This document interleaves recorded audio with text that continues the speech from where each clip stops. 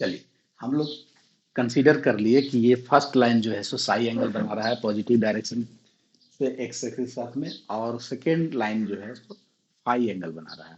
तो M one is equal to ten psi हो जाएगा, M two is equal to ten phi हो जाएगा। ठीक है। आप लोअर स्टैंडर्ड में एकदम 10th क्लास में एक कंसेप्ट पढ़े होंगे कि कोई भी ट्रायंगल का जो है एक्सटीरियर एंगल, जो एक्सटीरियर एंगल होता है वो sum of two interior angles के इक्वल होता है। क्या पढ़े हैं कंसेप्ट, है ना? यानी an exterior angle of a triangle is equal to the sum of two interior angles of that triangle.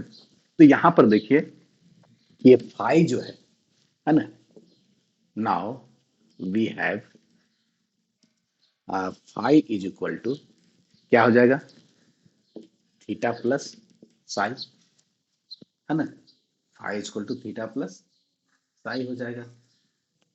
ठीक है। तो अब यहां से देखिए phi is equal to theta plus psi हो गया। इसमें जो है हम लोग क्या करेंगे, जिसका वैल्यू हम लोग जान रहे हैं साई और फाई, है ना? तो यहाँ से इसको हम लोग निकाल लेते हैं।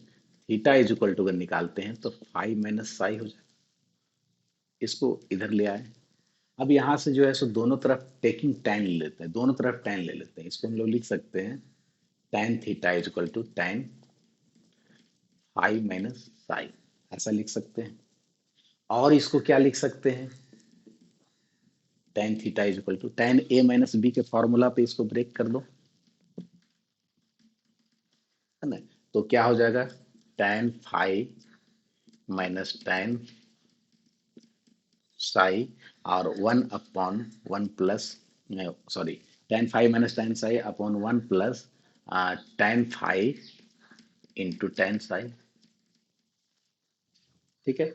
और इसको हम लोग लिखना चाहेंगे तो देखो टैन फाई का वैल्यू कितना है, m2 है, तो m2, और ये m1 है ना, one plus m1 into m2। ठीक है। यानी इस तरह से अगर हम लोग देखें, है ना, तो थीटा का वैल्यू जो है सो क्या आएगा, थीटा का वैल्यू आ जाएगा आपके पास tan inverse m2 minus m1 upon one plus m1 into m2। और इनवर्स ट्वेंटी फंक्शन आप तो पढ़े हो, उससे आप जो है वैल्यू निकाल सकते हो। तो इस तरह से दोनों लाइन के बीच का जो एंगल होगा उसको हम लोग फाइंड आउट कर सकते हैं, है ना? अब यहां पर देखिए कि ये भी एंगल आपको मालूम करना है, ये एंगल कितना होगा, पाई माइनस थीटा होगा। तो थीटा की जगह में पाई माइनस थीटा अगर कर देते हैं, है ना, तो उस केस में क्या होगा, अगर इसको हम लोग लेकर के चले, यहाँ के बाद मैं यही लिख देता हूं again, tan pi minus theta अगर लेकर के चले, तो tan पाई माइनस थीटा का वैल्यू क्या होता है, tan पाई माइनस थीटा को अगर हम लोग माइनस tan थीटा, यानी ये माइनस tan थीटा हो जाएगा। यानी इसका वैल्यू क्या हो जाएगा, देखिए tan थीटा का वैल्यू हम लोग यहाँ निकाल चुके थे, m2 minus m1 upon one plus m1 into m2, यानी minus m2 minus m1 upon one plus m1 into m2, इतना होगा। ठीक है। तो इस केस में देखिए कि ये एंगल आपका पॉजिटिव आया tan थीटा का, और ये जो है सो इसका वैल्यू नेगेटिव आया, है ना? फाइनली हम लोग यहाँ पर जो है सो एक काम कर सकते हैं कि tan theta is equal two plus minus m2 minus m1 upon one plus m1 into m2, यानी ऐसा हम लोग लिख सकते हैं। क्या इस तरह से लिख सकते हैं, यानी प्लस माइनस दोनों होगा। तो अगर आपको किसी भी, हम दो लाइन का अगर स्लोप मालूम है तो उस दोनों के बीच का एंगल फाइंड आउट कर सकते हो। कैसे फाइंड आउट करोगे, इस फॉर्मूला से, इसमें आप दोनों का स्लोप पुट कर देंगे, एंगल निकल जाएगा। ठीक है। दोनों का अगर स्लोप पुट कर देंगे तो एंगल निकल जाएगा। ठीक है। तो इस तरह से आप जो है सो दो लाइन के बीच एंगल फाइंड आउट कर सकते हो। ठीक है। अब इसी में जो है सो थोड़ा सा हम लोग केसेस को डिफाइन कर लेते हैं तो ज्यादा बेटर होगा। क्या केसेस है, सो देखिए, इसके बाद कुछ प्रॉब्लम एक दो देखेंगे, है ना? हाँ बोलो।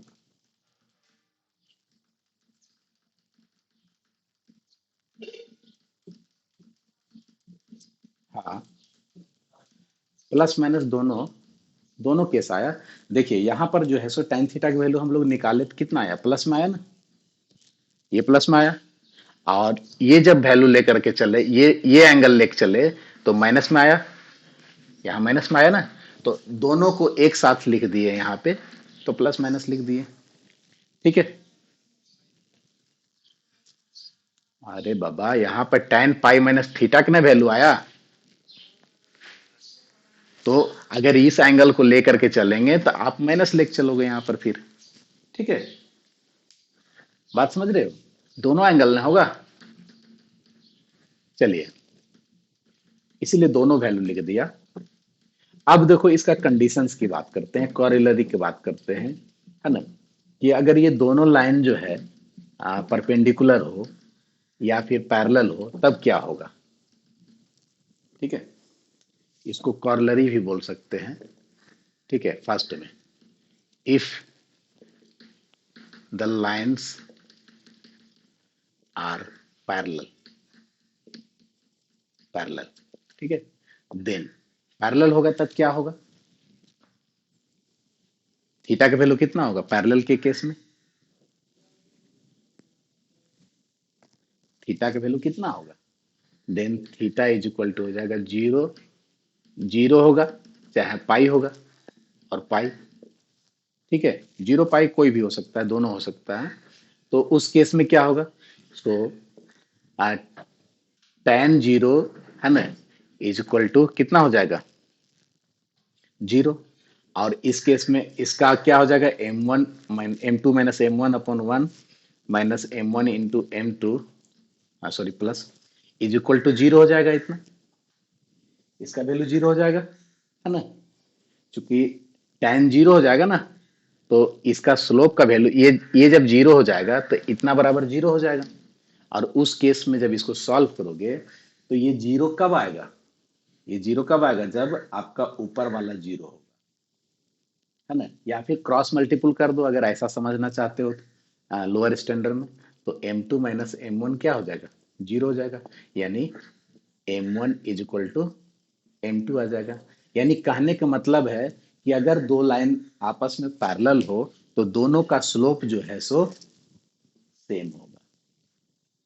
हाँ, ठीक है, तो पैरेलल दो केस में हो सकता है, एक ऐसे पैरेलल हो सकता है, और दूसरा जो है सो एक लाइन ये है और दूसरा लाइन इसी पर भी हो सकता है ना, दूसरा लाइन भी इसी पर होगा। तो इस पर जब होगा दूसरा लाइन तो जीरो एंगल बनेगा, और ऐसा होगा तो फिर पाई एंगल।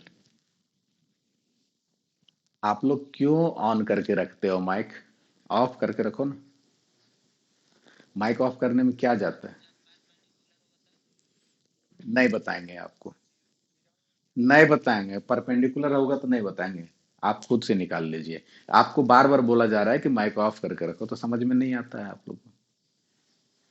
मैं यहाँ बोल रहा हूँ और आपसे हम आवाज, मेरा ही आवाज टकरा करके वापस आ रहा है, कैसे समझाएंगे तुम्हें।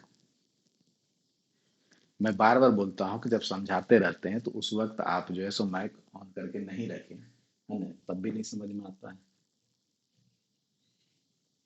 इतना बार बोले यार तुम लोग को, एक ही बात को बार बार बोलना पड़ता है। ठीक है, यानी देखिए जब लाइन कोइंसाइड कर जाएगा यानी उसी पर रहेगा तो जीरो डिग्री एंगल बनाएगा, तो उस केस में भी पैरेलल होगा, यानी दोनों का स्लोप बराबर होगा। और जब ऐसा केस होगा तो उस केस में एंगल पाई बनता है, तो उस केस में भी जो है सो, है ना, दोनों का स्लोप बराबर होगा। अब दूसरा केस ले लीजिए, अगर आपका परपेंडिकुलर होता है, यहाँ पैरेलल को हटा देते हैं, ठीक है, यानी ये दूसरा केस अगर ले लेते हैं, यहाँ पर परपेंडिकुलर कर देते हैं, ठीक है, परपेंडिकुलर करते हैं, तो उस केस में थीटा का जो वैल्यू होगा वो कितना हो जाएगा, बताइए। उस केस में थीटा का वैल्यू पाई बाई टू हो जाएगा। ठीक है, तो ten pi by two undefined हो जाएगा, यानी इसका मतलब कि ये अनडिफाइंड हो जाएगा, और ये अनडिफाइंड होगा तो उस केस में क्या रिजल्ट आएगा, उस केस में रिजल्ट क्या मिलेगा हम लोगों को, उस केस में देखिए अनडिफाइंड ये कब आएगा, जब नीचे वाला जीरो होगा, नीचे वाला टर्म जीरो होगा, यानी 1 + m1 × m2 जीरो होगा, तभी ये अनडिफाइंड आ सकता है। ये दोनों का रेशियो अनडिफाइंड कब हो सकता है, जब नीचे जीरो होगा। नीचे जीरो होता है, डिनोमिनेटर में जीरो होता है, तभी तो वो अनडिफाइंड होता है। तो इसका वैल्यू जीरो हो जाएगा, और इसका वैल्यू जीरो हो जाएगा, इसका मतलब क्या हो जाएगा, m1 m2 का प्रोडक्ट जो है सो -1 आ जाएगा। यानी अगर दो लाइन परपेंडिकुलर होता है तो दोनों का स्लोप का जो प्रोडक्ट होगा वो -1 के बराबर होगा। ठीक है, तो ये दोनों कंडीशंस याद रखिएगा, है ना। ये दोनों कंडीशन याद रखिएगा। दो लाइन के बीच एंगल कैसे फाइंड आउट करेंगे वो याद रखेंगे। ठीक है, और ये दोनों कंडीशन याद करेंगे, रखिएगा। अब इस पर जो है हम लोग कुछ प्रॉब्लम देखेंगे नेक्स्ट क्लास में, और फिर स्ट्रेट लाइन के बारे में देखेंगे। ठीक है, कल किसी दूसरा पेपर का क्लास नहीं ना है?